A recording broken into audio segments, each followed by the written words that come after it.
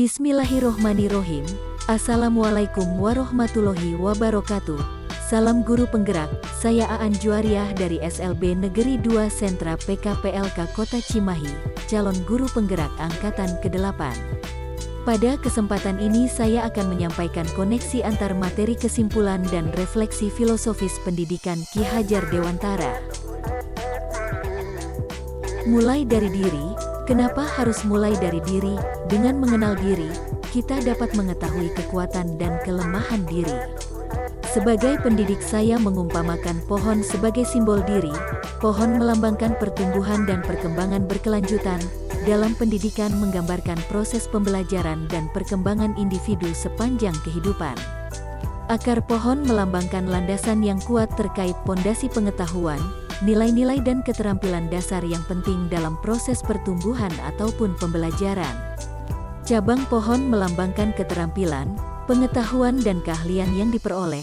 Terdapat banyak cabang keahlian atau keterampilan dalam berbagai bidang sesuai minat dan kodrat individu masing-masing. Daun dan buah melambangkan hasil dari proses pembelajaran, seperti daun menghasilkan oksigen dan nutrisi bagi dirinya dan buah memberi manfaat bagi makhluk lainnya. Begitu juga dengan pendidikan, diharapkan dapat memberikan kontribusi positif bagi masyarakat dan dunia sekitarnya.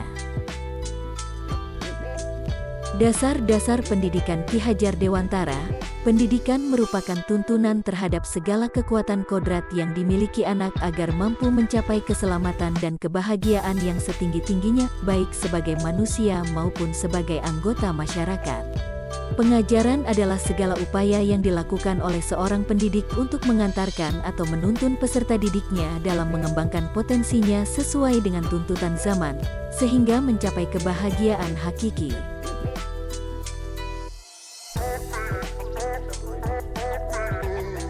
Menurut konvergenti teori, di mana anak yang dilahirkan diumpamakan sehelai kertas yang sudah ditulisi penuh, tetapi semua tulisan itu masih suram, samar.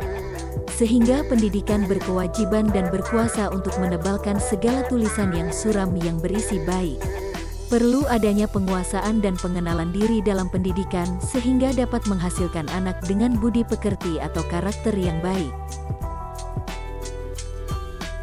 Semboyan Ki Hajar Dewantara, pendidikan itu adalah menuntun segala kekuatan kodrat yang ada pada anak-anak, agar mereka dapat mencapai keselamatan dan kebahagiaan yang setinggi-tingginya, baik sebagai manusia maupun sebagai anggota masyarakat.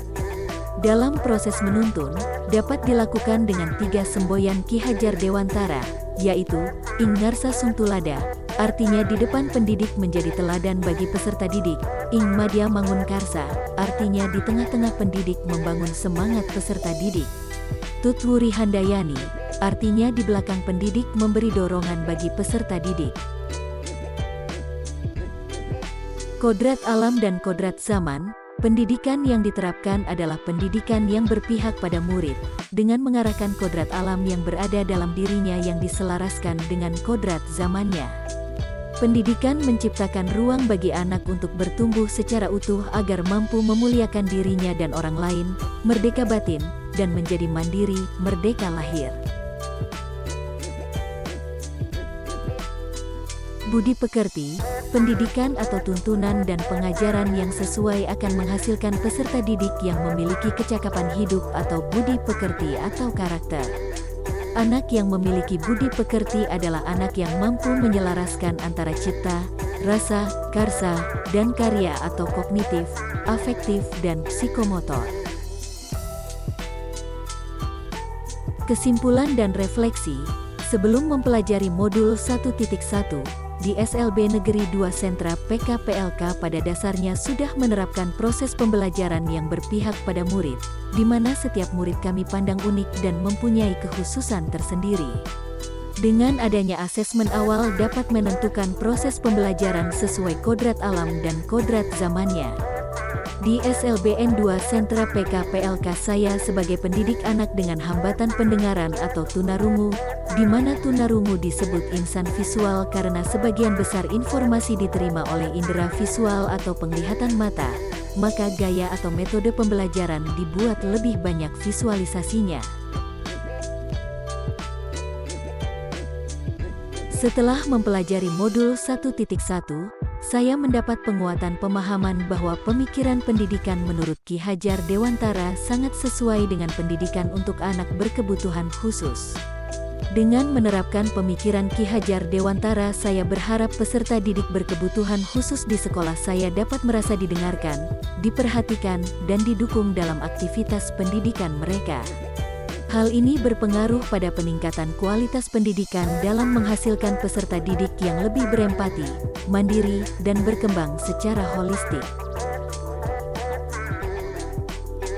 Sekian kesimpulan dan refleksi dari filosofi pendidikan Ki Hajar Dewantara. Semoga bermanfaat dan terima kasih. Wassalamualaikum warahmatullahi wabarakatuh. Salam guru penggerak, bergerak, tergerak, menggerakkan.